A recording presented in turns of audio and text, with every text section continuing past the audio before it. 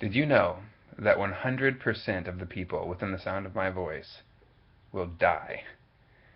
Okay, we're talking about introductions and conclusions in this video, and I once had a student who opened a speech with that line. Now, they were talking about the process of old age and the importance of having a will and other like end of life planning things on file. But that opening statement caught everyone's attention. Um, in this video, I'm going to talk about some things that need to be in the introduction, and a attention getter is one of them, and a couple of things that need to be in the conclusion of the speech as well. So let's get started talking about the introduction of the speech. As you know from the sample outline in the textbook, a good speech introduction must have an attention getter, it must reveal the topic, it must preview the main points, and it also must establish your credibility. And you can do those and you can play around with the order of those 4 steps a little bit if you need to. When you are catching the attention of the audience, it's good to do it right off the bat, right up front, because you're never going to have more attention from the audience than you have right at the very beginning of the speech. As you know, attention spans are short, and people start wandering off if you don't hook them right away. So you can use humor in your speech introduction by telling a joke, for example, especially if it's relevant to the topic. That helps. You can startle the audience with a startling fact or startling statistic. You can challenge the audience's preconceived notions or conventional wisdom. You can open with a quote from a famous person or from anyone who's appropriate for your topic. A whole bunch of things you can do. I've had people who started out their speech by rapping or by singing, by yodeling, or by talking in a very loud voice. Of course, all of those particular attention getters were relevant to and made sense within the context of the particular topics that they were talking about. But anyway, you can Google these on the internet and find lists of like 150, 200 different attention-getting devices. Let's see. Some others that are memorable. I once had a student who started out painting a picture. So she didn't start with a joke or a startling statistic, but just started telling a story about this cute, cuddly baby panda and just how cute it was. And then all of a sudden, someone showed up and shot it in the head, and the whole audience was aghast. And the speech was about poaching, and so it caught our attention that way.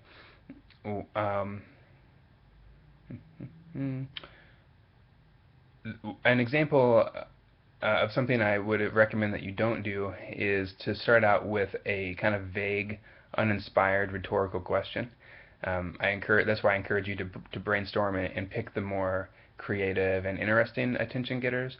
The rhetorical question is what comes to people's minds right away, and often they don't actually function to catch attention. If you're giving a speech on how to make a loaf of bread, it's not very interesting to open the speech by saying, today I'm going to be talking about a loaf of bread.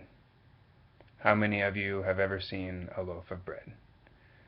Because sure, technically that is a rhetorical question. You ask the audience how many people have seen bread, but you didn't catch any attention or shake anything up or be compelling in any way. So I encourage you to go beyond the rhetorical question and use some other attention-getting device.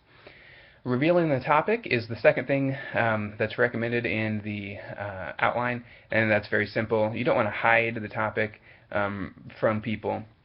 It's not useful or productive to keep them guessing. Just let us know right up front. You want to preview the main points explicitly, main point 1, main point 2, main point 3, so that the audience knows. That's the one that I'm definitely the biggest stickler on as a public speaking instructor, because we want to know what you're going to say before you say it. And then it's also necessary for you to establish some credibility for yourself as a speaker at the beginning of the speech.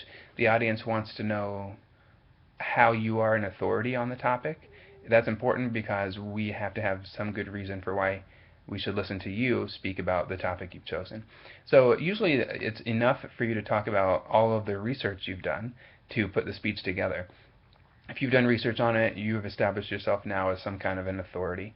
If you have personal experience on the topic, you're talking about baking bread and your family has had a successful bakery that goes back 5 generations, we want to know about that, and not later on in the body or the conclusion. We need to know about it right up front in the introduction of the speech, because that establishes your credibility as an expert on the topic. A lot of times people make the mistake of failing to explicitly state their credibility right up front, and that's a mistake because people listen to you differently if they know you've done some research, or if they know about your passion, they know about your history. So here's what a good introduction does. It has an attention getter. It reveals the topic, it previews the main points, and it establishes your credibility. It's also good when you establish credibility if you can start building up some goodwill with the audience. Here's some things that an introduction does not do. You usually don't want to say your name in the introduction, especially in the later speeches. It's not a very good way to open the speech. It's not interesting. It doesn't take attention. It doesn't gain attention. A lot of times when you're giving a speech, people are going to already know your name. It's going to be in the program. Someone introduced you, or they came to hear you because they know who you are, etc. A good speech introduction does not show your work. The old saying is, you show your work in math, you hide all your work in speech and in English. So don't spend time at the introduction talking about the other topics you were debating on choosing, or how hard it's been to get the speech done, or anything like that. Just hide all your work and give us the finished product in the speech. Finally, a good speech introduction never apologizes for itself. A lot of times, a beginner mistake is to try to manage expectations of the audience by saying, let me start out by saying, I'm sorry, I have a cold and my voice is going to be scratchy, or I didn't get time to practice, and blah, blah, blah. Don't do that. Just go into the speech like you're going to own it. Be confident, and right from the beginning, just give us your confident smile and go on. Don't backtrack to apologize for anything, because remember, the audience wants you to succeed. They give you the benefit of the doubt, and if you don't mention that you have a scratchy voice, or that you think you have a scratchy voice, no one's going to notice it. They will only notice it if you make the mistake of pointing it out. Okay, so that's some advice on a speech introduction. Let's talk about a conclusion for a second. Conclusions are a little bit simpler. The things that you need to do there are recap all of the main points that you've spoken about explicitly, and then provide some kind of a sense of psychological closure. We like a good ending. If you think about the movies and films you go to see, audiences are disappointed if it just ends without tying up all the loose ends. The good guy or girl has to get the reward, the bad guy has to get the their comeuppance. All of the characters have to have like a satisfying conclusion to the story arc. And it's the same way in a speech. You want to make sure that you answer every question that you raise throughout the course of the speech.